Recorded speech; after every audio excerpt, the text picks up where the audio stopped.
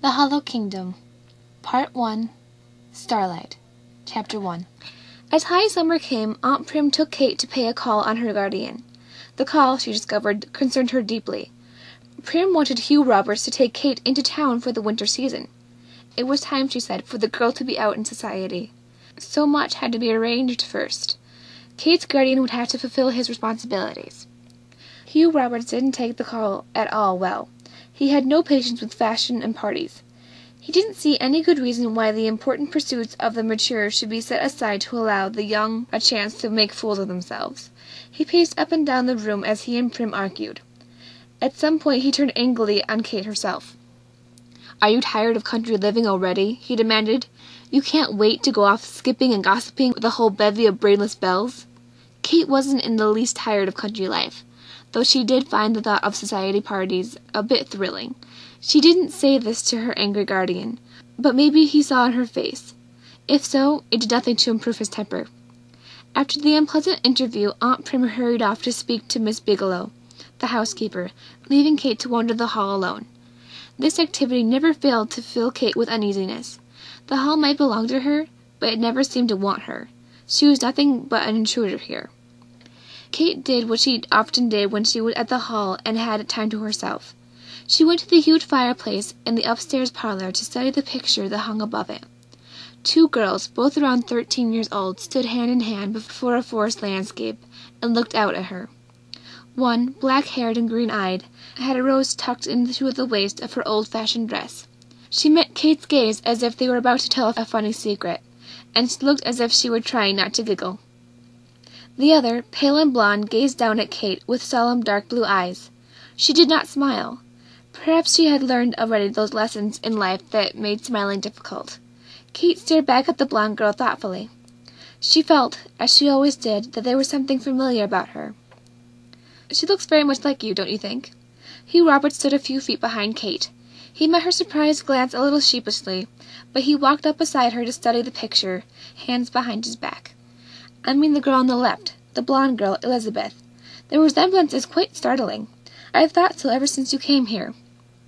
He paused, but Kate said nothing. She was staring at the picture.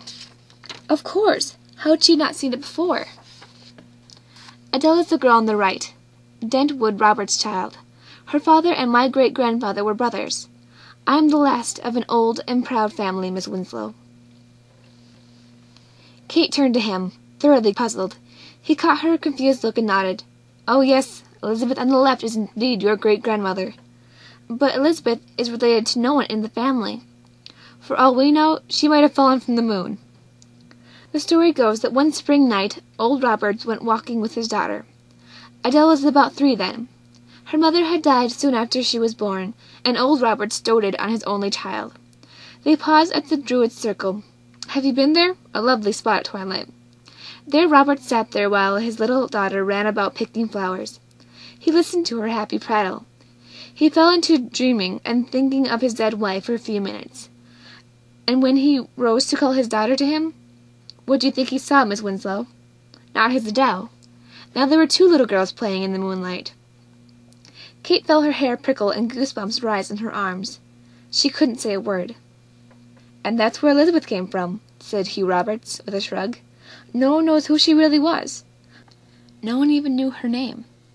She just appeared like a fairy child in the old tales, like the channeling that she was." Bitterness crept into his voice. "Because the 2 girls did not both survive, Miss Winslow.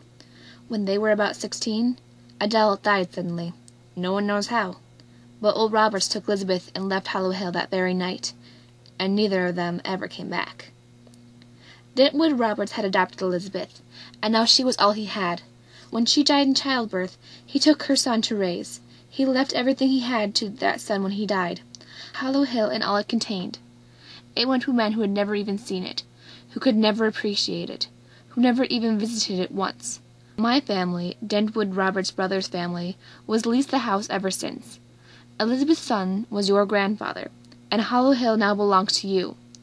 Oh, we call each other cousin, Miss Winslow," he said blandly, "but you're no relation, really." "I wonder how the founders of this house would feel if they could learn about this strange turn of events," he mused. "That their own flesh and blood would have to pay rent just to live in their own home, Pay rent to strangers who didn't even care about the land. Yes," he added smugly, rubbing his hands, "I'm the last of a proud line." "I'm unwanted," thought Kate, in a rush of despair. "Unwanted, with no family left. And my land belongs to me almost through fraud. It's worse than having nothing at all." She couldn't say a word. She turned and left the room as quickly as she could, hurrying down the stairs. Hugh Roberts watched her disorganized retreat, and his smile widened.